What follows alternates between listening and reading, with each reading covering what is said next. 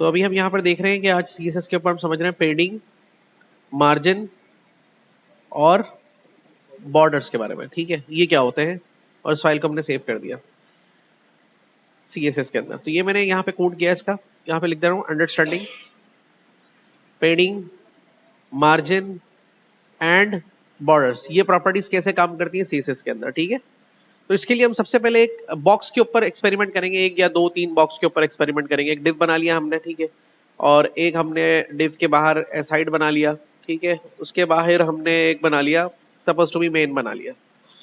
ठीक है, तीन बॉक्स बना लिया हमने। इसका नाम रख लेते हैं बॉक्स 1 और यहाँ पे क्लिक करके कॉपी करके इसके अंदर रख लेते हैं बॉक्स 2 ताकि कुछ टेक्स्ट समझ में आ जाए आपको, और इसको रखेंगे बॉक्स 3। ठीक है, अभी भी करते रहो मस्ती, काम नहीं किया ना इसको बताता हूँ मैं तुम्हें। ठीक है, उसके बाद अब यहाँ पे क्लिक करके आपने CSS का कोड करना है इसका। पहले HTML का कोड कर लिया और CSS का कोड करना है। CSS का कोड मैं एक अलग फाइल पे कर लेता हूँ या इसी में करूँ, फिर ऊपर नीचे स्क्रॉलिंग करनी पड़ती है। तो एक अलग फाइल पे मैंने यहाँ पे CSS की फाइल बना ली, padding margin border dot CSS के नाम से फाइल सेव कर दी, PMB के नाम से। ठीक है, और यहाँ पर जाके इसको हमने यहाँ पे इस तरह से बता दिया, लिंक करके एक्सटर्नल मेथड में कनेक्ट कर दिया PMB डॉट CSS। कनेक्ट हो गई फाइल इसके साथ। तो यहाँ पर आपने बॉडी को डिफाइन कर दिया, यहाँ पर आपने उसका जो है पहले डिव को डिफाइन कर दिया, और यहाँ पर आपने इसको क्या डिफाइन कर दिया, मेन, और उसके बाद आपने क्या डिफाइन कर दिया, मार्ज क्या नाम है उसका तीसरे एसाइड। तो ये आपने अलग CSS की फाइल पे कर दिया। मतलब ये HTML का कोड हो रहा है और ये CSS का कोड हो रहा है। पहले मैंने HTML का कोड किया, फिर CSS का कोड किया। अब इसका आउटपुट तो हम यहीं से लेंगे, क्लिक करेंगे यहाँ पे और यहाँ पे क्लिक करके यहाँ से हम ले लेते हैं, इसको ओपन कर लेते हैं, यहाँ पे हमारे पास आ गया है। ठीक है, अब इसको मैं उठा के यहाँ से थोड़ा सा एडजस्ट करता हूँ यहाँ पर, और ये आपको 50% पे दिखाई दे, ये इससे हमें थोड़ा ज्यादा दिखाई दे ताकि वो हमारा कोड वाला एरिया है। और ये इसको हम ऑफ कर देते हैं, इसको भी हम ऑफ कर देते हैं। ठीक है, अब कोड आपको थोड़ा शायद साथ दिखाई देता रहेगा यहाँ पर, और यहाँ पर मैं करता रहूंगा तो ये देखिए अभी आपके पास ऐसे आ रहा है। तो CSS में आप क्या करते हैं, मैं इसकी विड्थ और हाइट डिफाइन करके विड्थ डिफाइन करता हूँ उसकी 200। चलो अभी विड्थ को छोड़ते हैं, हाइट डिफाइन कर लेता हूँ मैं इसको, हाइट डिफाइन कर लेता हूँ इसकी और उसको कर देता हूँ 200। ठीक है, और यहाँ पे एक बैकग्राउंड कलर लगा देता हूँ और यहाँ पे क्लिक करके एक बैकग्राउंड कलर लिया। अब इसको भी इसी तरह से करते हैं और इसको भी इसी तरह से करते हैं। कलर्स में इनके चेंज कर देता हूँ ताकि आपको थोड़ा समझने में आसानी रहे। बाकी हाइट और विड्थ एक जैसी ही रख दी मैंने इसको। ठीक है, तो अभी आउटपुट कुछ इस तरह का आ जाएगा।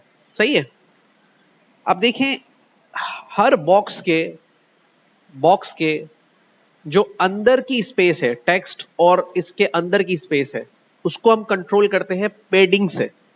किससे कंट्रोल करते हैं? इस बॉक्स के बाहर की जो स्पेस है, मतलब ये जो मार्जिन लाइन है और इसकी ये जो लाइन है, इसके दरमियान का जो स्पेस है, ये लेफ्ट है, ये टॉप है, इसी तरह से ये राइट है, ये इसके यहां पर भी आएगा, इसको हम कंट्रोल करते हैं मार्जिन से। बॉक्स के आउटसाइड वाला स्पेस किससे कंट्रोल करते हैं? बॉक्स के इनसाइड वाला स्पेस पैडिंग से।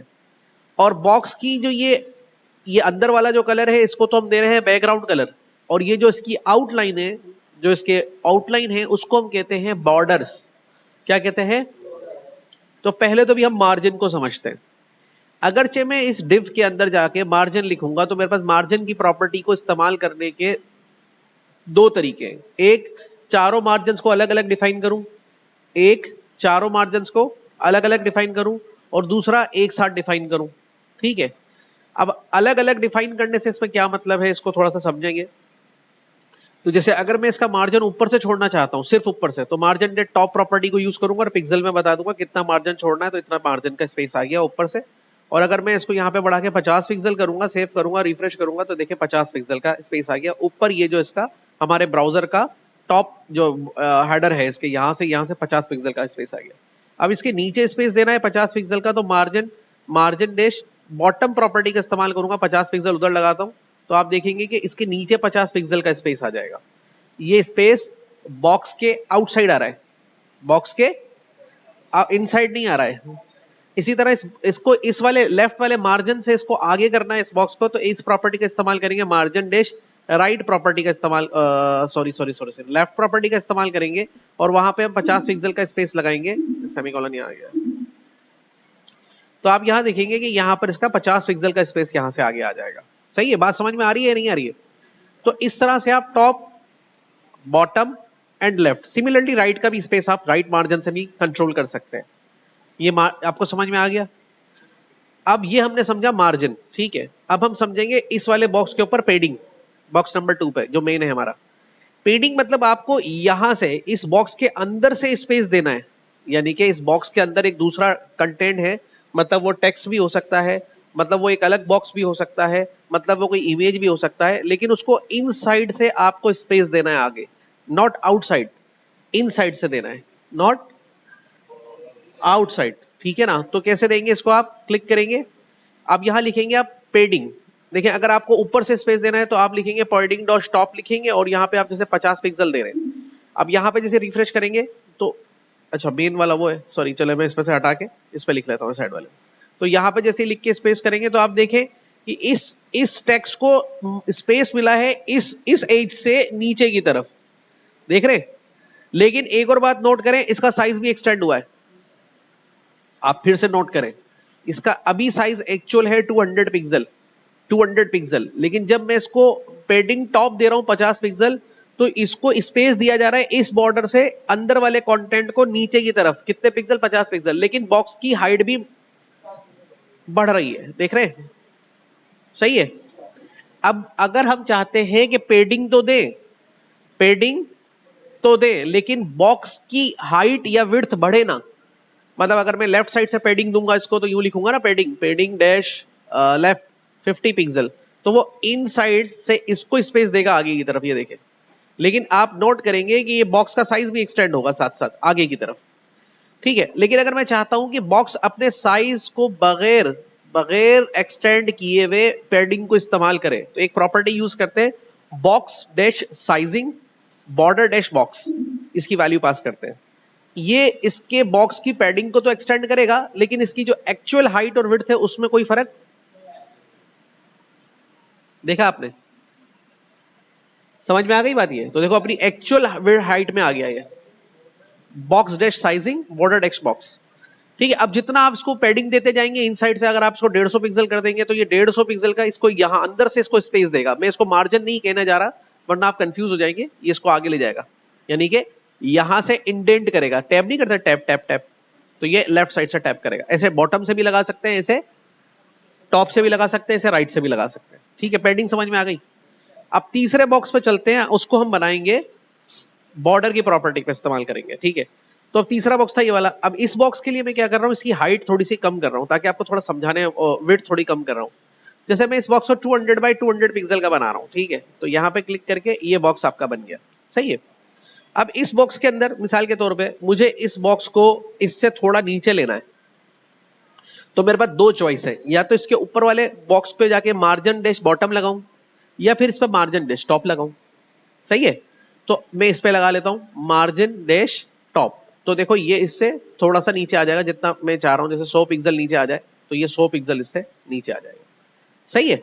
और अगर मैं इसको लगाता, तो इसको लगाता मैं मार्जिन डैश बॉटम, तो ये 100 पिक्सल का नीचे गैप दे देता ताकि उसमें कोई कंटेंट नहीं आ सकता था। अब इस बॉक्स को मैं क्या करना चाहता हूं, देखिए बॉर्डर प्रॉपर्टी जो है ना, वो इसको बॉर्डर देने के लिए इस्तेमाल हो सकती है। बॉर्डर को हम चार तरीके से दे सकते हैं, हम चारों बॉर्डर अलग अलग दे सकते हैं, जैसे बॉर्डर डैश लेफ्ट, ठीक है, और इस पे हमने बताया बॉर्डर डैश लेफ्ट। अब इसको कैसे बताया जा सकता है, हम इसको ये बता सकते हैं कितना मोटा बॉर्डर चाहिए, 5 पिक्सल का बॉर्डर चाहिए, ठीक है।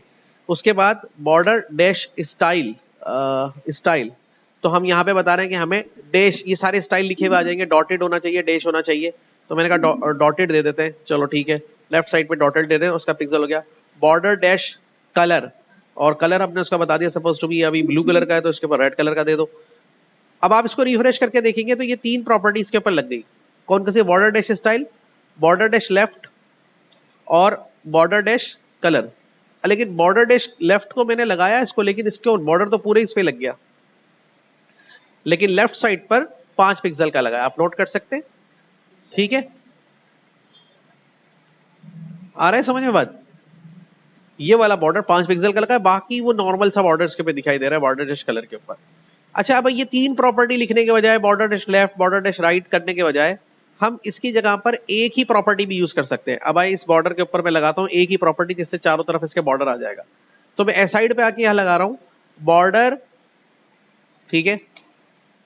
अब पहले बताना है इस बॉर्डर की थिकनेस। मैंने कहा ये बॉर्डर होगा 5 पिक्सल का। फिर कह रहा है इसका बताओ स्टाइल, तो मैंने कहा ये बॉर्डर होगा डैश्ड। फिर बोला इसका कलर बताओ, हमने कहा इसका कलर होगा ब्लू।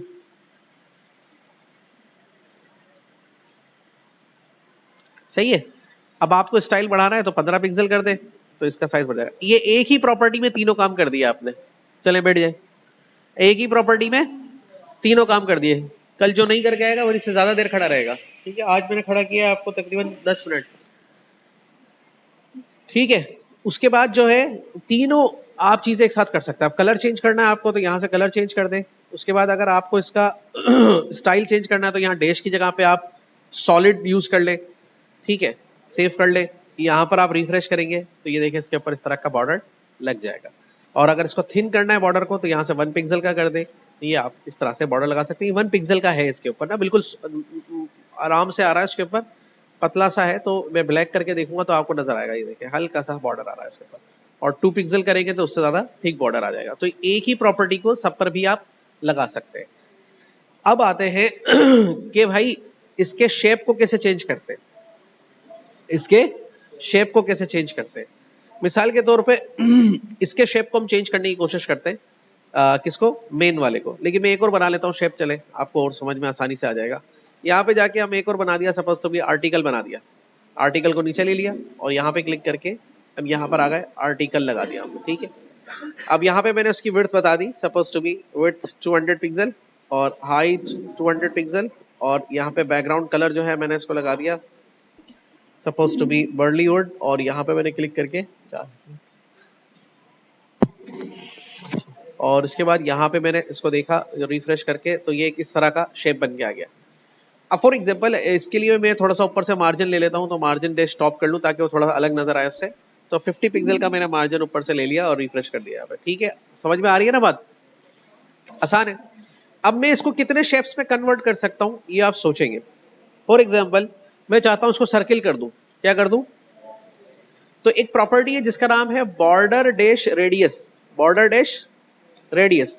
अब इस प्रॉपर्टी को जब आप यूज करेंगे तो जितनी इसकी विड्थ और हाइट है अगर आप उससे हाफ डालेंगे इसके अंदर, 200 है तो मैंने 100 डाला, तो ये देखिए इस पे क्या इंपैक्ट डालेगा।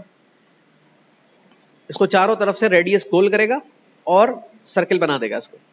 ठीक है, ये समझ में आ गई। अब अगर मैं इसको ऐसे खींचना चाहता हूं तो क्या करूंगा, इसकी विड्थ को बढ़ाऊंगा सपोज टू बी 600 पिक्सल। तो ये देखें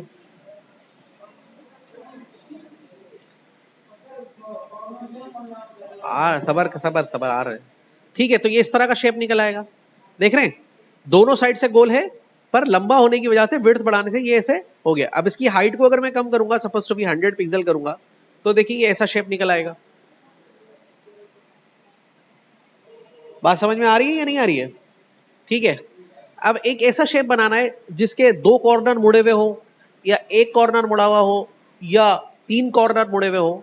तो वो कैसे बनाएंगे, इसके लिए हम यहाँ पर एक और बॉक्स ले लेते हैं, सपोज टू बी फूटर ले लेते हैं। ठीक है, और यहाँ पर आके हमने कर दिया और CSS में जाके यहाँ पे फूटर को भी डिफाइन कर दिया। ठीक है, अब ये सारी प्रॉपर्टीज हमने पहले यहाँ पे ले ली इसकी। और विड्थ इसकी कर दी हमने 200 और हाइट कर दी इसकी 200। और यहाँ पे बैकग्राउंड कलर थोड़ा सा चेंज कर देते हैं, ये थोड़ा ऑरेंज ले लेता हूँ और यहाँ पर बॉडी रेडियस को हटा दिया। ये देखिए एक और आपके पास कंटेनर आ गया। अब इस कंटेनर को आप क्या करना चाह रहे हैं, आप चाह रहे हैं कि ये ऊपर से दोनों साइड से गोल हो जाए, यानी कि इस तरह से गोल हो जाए। तो इसका मतलब अब आप इस प्रॉपर्टी को पूरा नहीं लगाएंगे। बॉर्डर रेडियस जब आप यूज करेंगे तो ये चारों कॉर्नर पर अप्लाई होगा। कितने कॉर्नर पे अप्लाई होगा, चारों कॉर्नर पे। अब आप इसको लगाएंगे इस तरीके से, आप कहेंगे बॉर्डर रेडियस, अब आगे लिखेंगे डैश, नहीं border dash left dash radius. ठीक है, आपने क्या बताया, border dash top dash left radius, मतलब ये वाला कॉर्नर। फिर इसी प्रॉपर्टी को अगर आप ये बताएंगे बॉर्डर डैश टॉप नहीं, आप बॉर्डर डैश बॉटम,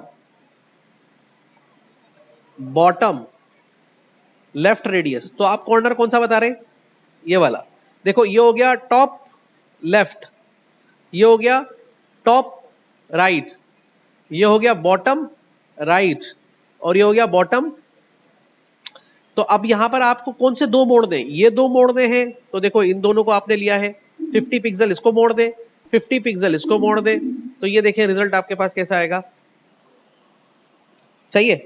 लेकिन आपको ये दोनों मोड़ दें, कौन से, ये दोनों, तो इसमें आप क्या करेंगे, यहां पे लेफ्ट के बजाय यही बताएंगे बॉटम बॉर्डर टॉप लेफ्ट, तो इसको बताएंगे बॉर्डर टॉप, और इसको क्या बताएंगे, राइट, शाबाश, ठीक है। और अब देखिए शेप कैसा आएगा। अब इसको आप 100 पे मोड़ दें, मतलब 100 पिक्सल पे मोड़ेंगे दोनों साइड से, तो देखिए शेप इस तरह का बन जाएगा। समझ में आ रही है मेरी बात, ये इस तरह का शेप बन जाएगा। और अगर आप इसको सपोज टू बी इस तरह से नहीं करते, आप इसको इस तरह करते हैं, फॉर एग्जाम्पल टॉप लेफ्ट हो गया और बॉटम राइट ले लें, आप टॉप लेफ्ट हो गया और बॉटम राइट ले लें, तो देखिए शेप इस तरह का बन जाएगा, टॉप लेफ्ट और बॉटम राइट।